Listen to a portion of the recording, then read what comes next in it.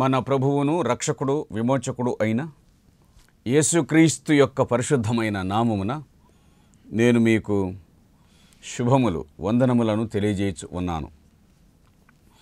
దేవుని వాక్యములో నుండి మనము యోహాను వ్రాసిన 3వ పత్రికను ధ్యానం చేస్తూ ఉన్నాం. అందులో 8 వచనాల దాకా వచ్చాం. 9వ వచనము నుండి మనము ధ్యానం చేద్దాం. నేను సంఘమునకు ఒక సంగతిని వ్రాసితిని. అపోస్తలులు దేవుని సంఘం మీద అధికారమును ఆధిపత్యమును కలిగిన వారు. అంటే సంఘమును క్రమపరిచే విషయములలో, సంఘమునకు క్రమము నేర్పించు విషయంలో వారు అధికారమును పొందినవారు. కాబట్టి సంఘమునకు వారు వ్రాసిన సంగతులే నేటి సంఘమునకు కూడా అవి సరిపోయినవి, ఆధారమై ఉన్నవి. సంఘ సంబంధమైన క్రమశిక్షణ, బాధ్యతలు, వరములు ఇత్యాది విషయాలన్నీ కూడా వారు వ్రాయించి ఉంచారు. ఒక మాట చెప్పాలి అనంటే పరిశుద్ధాత్ముడు వారి చేత మన కోసము సంగతులను వ్రాయించాడు. ఏ సంఘం అన్నటువంటిది కాదు, అది ఒక సార్వత్రిక సంఘం. మరి విశేషించి అపోస్తలుడు కాబట్టి వారు శ్రమలలో ఉన్నారు కాబట్టి వారు ఏదైనా సరే తమకు అపాయం కలగకుండానట్లుగా, తాము ఎవరికి రాస్తున్నారో వారికి ఇబ్బంది కలగకుండానట్లుగా తమ గుర్తింపును కొంచెం దాచిపెట్టినట్లుగా కనబడుతుంది. అందువలన ప్రియులారా, సంగతులు ఉన్నాయి కానీ ఎవరు ఎవరికి రాశారు అనే విషయాలు మాత్రం అవి మరుగ్గా ఉంచబడ్డాయి. సంగతులు వారిలో ప్రధానత్వం కోరుచున్న దియోత్రెఫే అనేటువంటి ఒక వ్యక్తిని గూర్చి యోహాను ప్రస్తావించాడు. ఇతని లక్షణాలు ఏమిటి అంటే ప్రధానత్వమును కోరుచున్నాడు అని అతనిని గూర్చి వ్రాయబడి ఉంది. సంఘంలో ఉన్నటువంటి ఒక వ్యక్తి, ఇతని లక్షణాలు ప్రధానత్వమును కోరుచున్నాడని, అపోస్తులను అంగీకరించట్లేదు అని, 10వ వచనములో చెడ్డ మాటలు మాట్లాడుచున్నాడు అని, అదే 10వ వచనమునందు సహోదరులను చేర్చుకొనటలేదు అని, అదే 10వ వచనమునందు చేర్చుకున్న మనసు కలిగిన వారిని కూడా ఆటంకపరచుచూ ఉన్నాడని, వారిని సంఘములో నుండి వెలివేయుచున్నాడు అని. ఇవి ఇతనిని గూర్చి వ్రాయబడినటువంటి సంగతులు. ఆ కాలమునందే ఇటువంటి వారు ఉన్నారా అని ఆలోచిస్తే ఆశ్చర్యము కలగక మానదు.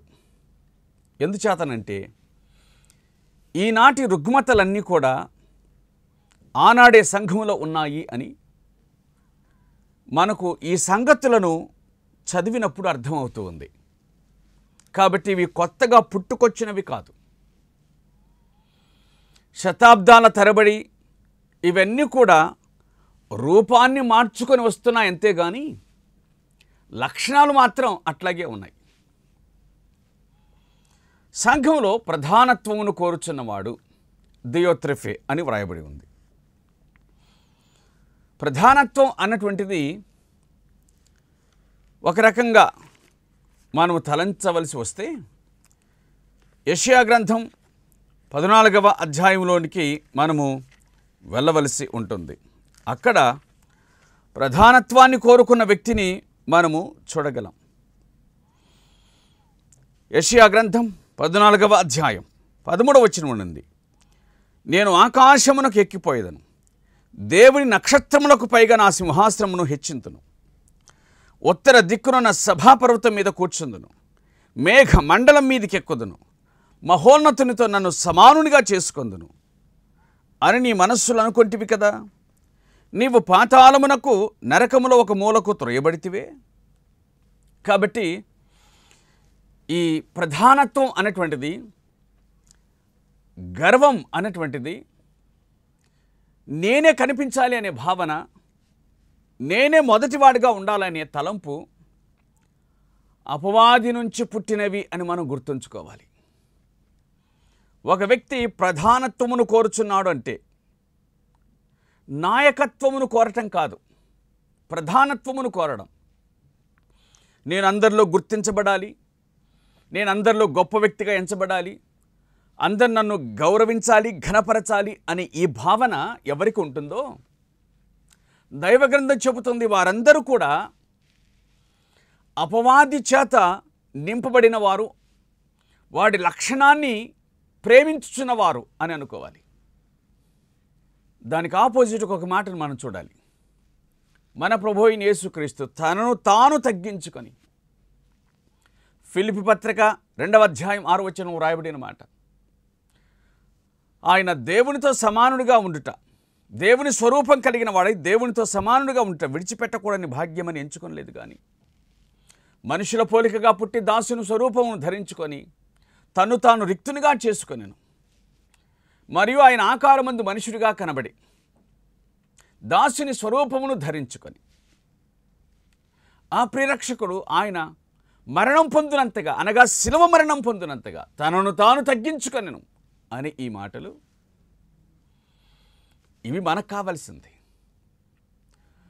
ప్రధానుడైనటువంటి వాడు తన్ను తాను అప్రధానుడిగా చేసుకుంటే, ఉన్నతమైన వాడు తన్ను తాను తగ్గించుకుంటే, హెచ్చు స్థితిలో ఉన్నటువంటి వాడు ఇంకెవరు తగ్గించుకోలేనంత స్థాయికి తనను తాను తగ్గించుకుంటే, ప్రియులారా, దాన్ని కోరనటువంటి వారు, దాన్ని పొందకూడనటువంటి వారు, అసలు దాన్ని వైపే చూడకూడనటువంటి వారు ఆ హెచ్చింపు స్థానం వైపు చూడడం అన్నటువంటిది న్యాయం కాదు కదా. అది కూడా క్రీస్తు తన స్వరక్తమిచ్చి సంపాదించిన సంఘంలో, ఏ సంఘమునకు క్రీస్తు శిరస్సై ఉన్నాడో, ఏ సంఘము ఆయనదో, ఏ సంఘము ఆయన మాట వినవలనో, ఆ సంఘమునకు, ఆ సంఘము మీద నువ్వు ప్రధానుడవై నువ్వు పెత్తనం చెలాయించడం అన్నటువంటిది, సంఘక్షేమం కోసం కాక నీ స్వార్థం కోసం పెత్తనం చెలాయించడం అన్నటువంటిది ప్రధానత్వమును కోరుట, గుర్తింపును కోరుకొనుట, ఐడెంటిటీ అని అంటారే దాన్ని కోరుకొనుట. నాశనమునకు ముందు గర్వం, పడిపోవటానికి ముందు అహంకారం నడుచునని సామెతల గ్రంథం చెప్పు మాట సరైనదే కదా. దియోత్రెఫే ప్రధానత్వమును కోరుచున్న వానికి నాయకుడిగా కనబడుతున్నాడు, వారికి ముఖ్యమైన వ్యక్తిగా కనబడుతున్నాడు. ప్రధానత్వాన్ని కోరుకున్న వారు ఏమయ్యారు? సంఖ్యాకాండం 16వ అధ్యాయమునందు ప్రధానత్వాన్ని కోరుకున్నటువంటి వ్యక్తులు దాతాను, కోరహు, మరి అబీరామ్ అనేటువంటి వాళ్ళు ఏమయ్యారో ఆ సంగతిని గురించి దేవుని వాక్యం ఎంత విశదంగా చెబుతుంది. 250 మంది లేవీయులు, ఈ ముగ్గురు వ్యక్తులు, వారి కుటుంబాలు, భూమి నోరు తెరచి వారిని మింగివేసింది. ప్రియులారా, దేవుని వాక్యం మనకు చెబుతున్నటువంటి సత్యం ఏమిటి అంటే, తగ్గింపు అనేటువంటిది భూమి మీద, సంఘములో, దేవుని ఎదుట అది మనకు ఉన్నతమైన స్థానాన్ని పరలోకములో ఇస్తుంది అని జ్ఞాపకం చేసుకుందాం. భూమి మీద తగ్గింపు అనేటువంటిది పరలోకములో ఉన్నతమైన స్థానమునకు అది మనలను తీసుకొని వెళ్తుంది. ఇక్కడ మనం అల్పులుగా ఎంచబడ్డా పర్వాలేదు, అక్కడ అధికులముగా ఎంచబడతాం. తాత్కాలికమైన లోకములో మన తగ్గింపు జీవితం శాశ్వతమైన లోకములో అది మన ఘనతకు మెప్పునకు కారణమవుతుందనే విషయాన్ని మన మనస్సులో ఉంచుకున్నట మంచిది. ప్రియులారా, ప్రధానత్వాన్ని కోరుకున్నటువంటి సనిగిన గొనిగిన మోషేపై తమను తాము హెచ్చించుకున్న అహరోను మిరియాములు ఏమయ్యారు? కుష్ఠరోగం చేత బాధపడలేదా మిరియాము? అందుచేత దేవుడు నీకివ్వని దానిని కోరకు, దేవుడు నిన్ను ఉంచని స్థానాన్ని కోరకు, ఉంచిన స్థానములో సంతోషించు, ఉంచిన స్థానములో ఆనందించు. అది మరవకూడదని మనవి చేయుచున్నాను. ప్రధానత్వాన్ని కోరుచున్న దియోత్రెఫే. కొరింథీ సంఘములో కలహాలెందుకు? యోగ్యుడైన వాడెవడో కనబడు నిమిత్తం అభిప్రాయ భేదాలు ఉండక మానవు. అవి కేవలం అభిప్రాయ భేదాలు మాత్రమే, ప్రధానత్వం కోసం పోరాటం కాదు. తర్వాతి మాట, దియోత్రెఫే మమ్మును అంగీకరించుటలేదు. 9వ వచనంలోనే ఆ మాట కనబడుతుంది. ప్రధానత్వాన్ని కోరుచున్నవాడు మమ్మును అంగీకరించట్లేదు అనగా అపోస్తులైన యోహాను మిగతా వారిని అంగీకరించుటలేదు, ఆయన సహచరులను అంగీకరించుటలేదు. చాలా ఆశ్చర్యాన్ని కలిగించేటువంటి మాట ఇది. అపోస్తులైన యోహానుని అంగీకరించట్లేదా? ప్రభు రొమ్మున ఆనుకొని ఆయన గుండె చప్పుడు విన్నవాడు, ఆయన బహుగా ప్రేమించిన శిష్యుడు, ప్రేమ అపోస్తలుడు అనేటువంటి మాట కనబడుతుంది. అట్టివాన్ని వీరు అంగీకరించటలేదా? చాలా ఆశ్చర్యం కలిగిస్తుంది. అంటే దియోత్రెఫే ఒక మాట చెప్పాలండి, అధికారం తలకెక్కితే ఇట్లాగే ఉంటుంది. అసలు దేవుని దాసుని అంగీకరించట్లేదు, ప్రభు శిష్యుణ్ణి, అనంగు శిష్యుణ్ణి అంగీకరించట్లేదు అంటే ఇంకెవరిని అంగీకరిస్తాడు? ఎవరిని అంగీకరించరు? యోగ్యులను అయోగ్యులుగా భావించుట, అయోగ్యులను యోగ్యులుగా భావించుట, ఇదే మనకు కనిపించేటువంటి నష్టం. ఎప్పుడు? ఈ అధికార గర్వం తలకెక్కినప్పుడు. ప్రధానత్వాన్ని కోరుకోవడానికి లేక ప్రధానత్వాన్ని కోరుకొని దాన్ని అమలు చేస్తూ ఉన్నప్పుడు జరిగే నష్టం ఏమిటంటే యోగ్యులను అయోగ్యులుగా భావిస్తాం, అయోగ్యులను యోగ్యులుగా భావిస్తాం. సంఘాలలో చాలా చోట్ల పరిస్థితి ఇదే కదా. ఏమిటి పరిస్థితి అంటే వాళ్ళు బంధువులైతే చాలు, సొంతవారైతే చాలు, యోగ్యులు కాకపోయినా వారిని యోగ్యులుగా భావించట, యోగ్యులైనటువంటి వారిని ప్రక్కన ఉంచటం, వారిని తొలగించటం. మీకు అర్థమయ్యేటట్లుగా చెబుతున్నా, తమవారైతే చాలు, అసలు పాడడానికి రాకపోయినా కానీ పాటలకు అవకాశం ఇస్తారు. తలాంతు కలిగిన వారు వేరే వారైతే వారు ఎంత చక్కగా పాడినా అంగీకరించరు. కాబట్టి ఆనాటి సంగతులన్నీ కూడా ఈనాడు మన సంఘాల్లోనికి పురాకుకుంటూ వచ్చాయి. శతాబ్దాల తరబడి అవి శబ్దాలు చేసుకుంటూనే వస్తూ ఉన్నాయి. కేవలం దేవుని మనస్సు కలిగిన వారు మాత్రమే సంగతులను ఆలకించి ఆలోచించి విచారణ చేసి మంచి నిర్ణయాలు తీసుకొనగలుగుతారు. దియోత్రెఫే ఎలాంటి వాడు అని అనగా ప్రధానత్వాన్ని కోరుచున్నటువంటి వాడు, ప్రభు శిష్యులను అంగీకరించని వాడు. మూడవదిగా, అంగీకరించకపోగా వారిని గూర్చి చెడ్డ మాటలు మాట్లాడుచున్నాడు అని వ్రాయబడి ఉంది. వారిని గూర్చి చెడ్డ మాటలా? అంతే కదా. ఎవరిని అంగీకరించమో వారిని గూర్చి మనం చేయాల్సిన పని ఏమిటంటే వారి మీద రాళ్ళు వేయాలి, అంతే. వారి మీద రాళ్ళు వేస్తే చాలు, సమాజం వారిని చూసి అంత లేనిది ఇది జరుగుతుందా అని అనుకోవాలి. కాబట్టి మాటల చేత తమ్మును తాము డిఫెండ్ చేసుకొనని, తమ్మును తాము కాపాడుకొనుటకు ఇష్టపడని నీతిమంతుల మీద దుర్నీతిపరులు చేసేటువంటి దాడి ఏమిటంటే మాటల దాడి.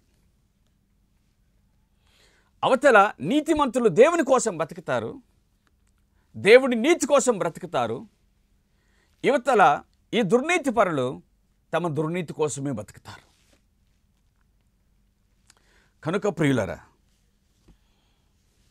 మూడవ లక్షణం, దియోత్రెఫే మూడవ లక్షణం ఏంటంటే దేవుని దాసులను గూర్చి చెడ్డగా మాట్లాడడం. దేవుని దాసులను గూర్చి వారు చెడ్డవారైతే చెడుగా మాట్లాడటంలో తప్పేమీ లేదు. అంటే ఉన్న సంగతి చెప్పడంలో తప్పేమీ లేదు. మంచివారిని సహా తమ స్వార్థం కోసం చెడ్డవారిగా చూపించడం అనేటువంటిది దియోత్రెఫే లక్షణం. ప్రభు దాసుడైనటువంటి అపోస్తలుడైన యోహాను ఎటువంటి వాడు మనం ఎరుగుదుము. కానీ ఆయనను గూర్చి చెడ్డగా మాట్లాడుచున్నాడు అనే విషయము యోహాను దాకా వెళ్ళింది. ఆ దైవజనుడు తన మనస్సులో బాధపడిన మాట వాస్తవమే కదా, అందుకే ఈ మాటలు బయటకు వచ్చాయి. మమ్మును గూర్చి వాడు చెడ్డగా మాట్లాడుచు వదరుచు అది చాలదన్నట్టు, దేవుని దాసులను గూర్చి చెడ్డగా మాట్లాడుచు వదరుచు వదరబోతు.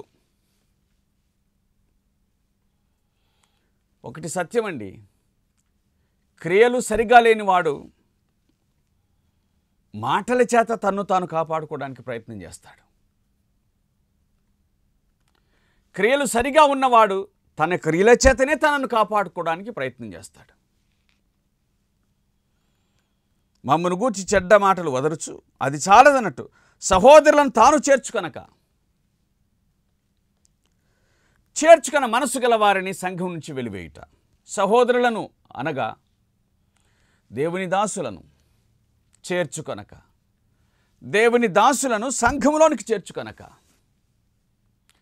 చేర్చుకొన మనస్సు కలిగిన వారిని సంఘం నుంచి వెలివేయుట. ఆతిథ్యం తానివ్వడు, ఇచ్చేవారిని సహించడు. ఇదేమిటి విచిత్రమైన విషయం? తన ఆతిథ్యం ఇవ్వాలి, స్వీకరించాలి. దేవుని వాక్యం మనకు చెబుతున్న సత్యం ఏమిటి అనంటే, ఈ పత్రికను యోహాను సత్యమును బట్టి ప్రేమించు గాయునకు వ్రాశాడు అనే మాటను మనం చూస్తూ ఉన్నాం. ఈ గాయు ఎటువంటి వాడు అని అనగా, ఇతడు సత్యమునకు సహాయం చేసినటువంటి వాడు, ఇతడు సహోదరులను చేర్చుకున్నటువంటి వాడు, విశ్వాసికి తగినట్లుగా చేసినవాడు. తరువాత ఆ సహోదరులు ఏమి కొరత లేకుండా ఉండునట్లుగా చూసుకున్నవాడు గాయు. అతడు ఆతిథ్యం ఇచ్చినవాడు. రోమాపత్రికలో కూడా గాయును గురించి వ్రాయబడింది. ఇతడు కాదు కానీ ఆ గాయు ఆతిథ్యం ఇచ్చినవాడు. ఈ గాయు కూడా సహోదరులను చేర్చుకున్నవాడు. ఆతిథ్యం ఇచ్చినవాడు ఒకవైపున కనిపిస్తుంటుండగా, ఆతిథ్యమిచ్చే వాళ్లను అభ్యంతరపరిచేవాడు మరొక వైపున కనిపిస్తూ ఉన్నాడు. తానా ఆతిథ్యం ఇవ్వడు, కానీ ఆతిథ్యమిచ్చే వాళ్లను కూడా అతడు సహించడు, వారిని ఒప్పుకోడు. ఎంత విచారకరం! ప్రధానత్వాన్ని కోరుచున్నవాడు, పెద్దగా ఉండదలిచినటువంటి వాడు, మాదిరిగా ఉండదలిచిన వాడు, సంఘమునకు నాయకుడుగా కనిపిస్తున్నటువంటి వాడు ఆతిథ్యం ఇవ్వాలి కదా, అతిథి ప్రియుడై ఉండవలను కదా పౌలు రాసిన మాటల ప్రకారంగా. కానీ అట్లు కాదు, సంఘం మీద నియంతగా కనిపిస్తూ ఉన్నాడు. సంఘం మీద నాయకుడిగా కాక ఇతడు నియంతగా కనిపిస్తూ ఉన్నాడు. ఏం ఉపయోగం అండి? సంఘం కొద్దిమంది సమూహం, దాని మీద నీ నాయకత్వాన్ని చెలాయించడం వల్ల ఉపయోగం ఏముంది? అది కూడా పాడు చేయటానికి చేసే నాయకత్వం, బాగుపరచడానికి ఉండే నాయకత్వం కాదు, పాడు చేయడానికి ఉండే నాయకత్వం. ఉపయోగం ఏముందండి? కాబట్టి వాక్యం చెబుతున్న మాటను జ్ఞాపకం చేసుకుందాం. దియోత్రెఫే లాంటి వారి వలన సంఘానికి నష్టమే కానీ ఉపయోగం లేదు. మనం ఇట్టి వారమై ఉండకూడదనే సంగతిని జ్ఞాపకం చేసుకుందాం. వారిని సంఘములో నుంచి వెలివేయుచున్నాడు అనే మాట ఉంది. సంఘములో నుండి వెలివేయుటనా? విచారకరమైన సంగతి. ఎవరిని వెలివేయాలి? సంఘములోంచి అవిధేయులను వెలివేయాలి, అక్రమకారులను వెలివేయాలి, పాపులను బ్రతుకుతున్న వారిని, సరిదిద్దుకొనని వారిని వెలివేయాలి. కానీ సహోదరులను వెలివేయటమా? సహోదరులను వెలివేయటమా? ఆతిథ్యం ఇవ్వడానికి ఇష్టపడిన వారిని వెలివేయటమా? విచారకరమైన సంగతి. కాని వాన్ని క్రియలన్నీ ఇక్కడ మనకు కనిపిస్తూ ఉన్నాయి. తనకు ఆ యోగ్యత లేకపోయినా ఏదో విధంగా అధికారాన్ని చేజిక్కించుకున్న వాళ్ళు చేసే పనులు ఇవన్నీ. వారు ఎంత చదవరులైనా ధనవంతులైనా అది వేరు సంగతి. కానీ దేవుని సంఘమును కాయుటకు, పరిపాలన చేయుటకు కావలసిన లక్షణం ఏమిటి అనంటే తగ్గింపు లక్షణం. ఎందుకంటే ఇది తనను తాను మరణం పొందినంతగా, అనగా శిలువ మరణం పొందినంతగా తగ్గించుకున్నవాడు ఏర్పాటు చేసినటువంటి గొప్ప వ్యవస్థ. ప్రియులారా, యోహాను మాట్లాడుతూ ఇలాగంటున్నాడు, అందుచేత నేను వచ్చినప్పుడు వాడు చేయుచున్న క్రియలను జ్ఞాపకము చేసుకుందును. నేను వచ్చినప్పుడు తప్పనిసరిగా అతని సంగతి తేల్చుకుంటానన్నట్టుగా మాట్లాడుతున్నాడు. రోమా పత్రిక 16వ అధ్యాయము 17వ వచనమందు వ్రాయబడిన మాటను చదువుతూ ఉన్నాను. మీరు నేర్చుకున్న బోధకు వ్యతిరేకముగా భేదములను ఆటంకములను కలగజేయ వారిని కనిపెట్టి ఉండుడని మిమ్మల్ని బతిమాలు కొనుచు ఉన్నాను. వారి నుండి తొలగిపోండి. మీరు నేర్చుకున్న బోధకు వ్యతిరేకమైన బోధ, ఆటంకాన్ని కలిగించే బోధ, అట్టివారి విషయమై మీరు జాగ్రత్తగా ఉండమని చెప్పి దేవుని దాసుడు సంఘమును హెచ్చరించు అన్నాడు. అవసరమే కదా ఈ మాట. తిమోతి 2వ పత్రిక 4వ అధ్యాయం 14-15 వచనాల్లో కూడా చూడగా మనకొక సంగతిని పౌలు వ్రాస్తూ ఉన్నాడు. అదేమిటి అనంటే, అలెగ్జాంద్రు అను కంచెరివాడు నాకు చాలా కీడు చేశాను. అతని క్రియల చొప్పున ప్రభు అతనికి ప్రతిఫలం ఇచ్చును. అతని విషయమై నీవును జాగ్రత్తగా ఉండుము. అతడు మా మాటలను బహుగా ఎదిరించును. కాబట్టి ఇటువంటి వారి విషయమై జాగ్రత్తగా ఉండవలసిన అవసరం ఉంది కదా. బోధను, సరైన బోధను తేని వారి విషయంలో, అలాగే కొందరు కీడు చేసే వారి విషయంలో జాగ్రత్తగా ఉండవలసిందే కదా. ఈయన ప్రేమ అపోస్తలుడు అని అందరికీ తెలుసు. ప్రేమ అపోస్తలుడు, ప్రేమను గురించి చాలా చెప్పాడు యోహాను. కానీ ఏమంటున్నాడు? నేను వచ్చినప్పుడు వాని సంగతి చూసుకుంటానంటున్నాడు. అంటే ప్రేమలో నుంచి బయటికి దాటిపోయిన వాడు కాడు. ప్రేమను దుర్వినియోగం చేసిన వాడు దియోత్రెఫే. ప్రేమలో నుంచి బయటికి దాటిపోయిన వాడు కాడు యోహాను. ఆ ప్రేమను దుర్వినియోగం చేసిన దియోత్రెఫేను శిక్షించడానికి ఇష్టపడుతూ ఉన్నాడు. భక్తి అంటే ప్రేమనే కాదు, బైబిల్ అంటే ప్రేమనే కాదు, ప్రభు అంటే ప్రేమనే కాదు. దాన్ని కాదంటే శిక్ష కూడా ఉందనే సంగతిని మనమే చెప్తున్నాం కదా. బైబిల్ గ్రంథమే చెబుతుంది కదా. నమ్మి బాప్తీసం పొందిన వాడు రక్షించబడును, నమ్మని వానికి శిక్ష విధించబడును. విధేయునికి రక్షణ, అవిధేయుడికి శిక్ష. కనుక దియోత్రెఫే సంగతి నేను వచ్చినప్పుడు జ్ఞాపకం చేసుకుందును అని అంటూ ఉన్నాడు. ప్రియులారా, మనము జ్ఞాపకం చేసుకుందాం. మన జీవితాన్ని గర్వమునకు అప్పగించకుండా, మన జీవితాన్ని ప్రధానత్వమునకు అప్పగించుకోకుండా, మన జీవితంలో పెద్దలను, దేవుని దాసులను, మంచి నమ్మకమైన దేవుని దాసులను ఎదిరించకుండా, వారిని గూర్చి చెడుగా మాట్లాడకుండా, మనకు అవసరమైతే వారిని చేర్చుకోవటం, లేకపోతే చేర్చుకునే వారిని ప్రోత్సహించటం వంటి పనులు చేద్దాం. అంతేగాని సంఘమునకు నష్టాన్ని, కీడును కలిగించే వారుగా మనం ఉండకూడదని దేవుని వాక్యం దియోత్రెఫే ద్వారా మనల్ని హెచ్చరిస్తూ ఉంది. మన ప్రభువును జ్ఞాపకం చేసుకుందాం. ఆయన తగ్గింపును జ్ఞాపకం చేసుకుందాం. ఆ ప్రియరక్షకుడు మన కోసం చేసిన దాన్ని జ్ఞాపకం చేసుకుందాం. ఆయన తగ్గింపు మన జీవితంలోనికి ఆహ్వానిద్దాం. దాన్ని మనం జరిగించి అనేకులకు క్షేమాన్ని కలిగిద్దాం. ప్రభు ఈ మాటలను మన వినికిడిలో దీవించునుగాక. ఆమేన్. ప్రార్థన చేద్దాం. సర్వకృపానిధి మిక్కిలి కనికరమును, అత్యంత దయ, జాలి, కనికరము కలిగిన మా ప్రియ తండ్రి నీకు స్తోత్రాలు. ఈ సమయమునందు మిమ్మల్ని స్తుతిస్తూ ఉన్నాం, కొనియాడుతూ ఉన్నాం, మీ నామాన్ని ఘనపరుస్తూ ఉన్నాం. ప్రియ తండ్రి, మరి సమయమునందు మా ఎదుటికి వచ్చిన వాక్య విషయాలను బట్టి మీకు స్తోత్రాలు. మీ వాక్యానుసారంగా జీవించే భాగ్యం మాకిచ్చి మహిమను పొందమని కృపగల మీ హస్తాలకు అప్పచెప్పుకొంచు దీవించమని అడుగుచు మా ప్రియరక్షకుడైన యేసుక్రీస్తు యొక్క పరిశుద్ధమైన నామమున ప్రార్థించుచున్నాము తండ్రి. ఆమెన్.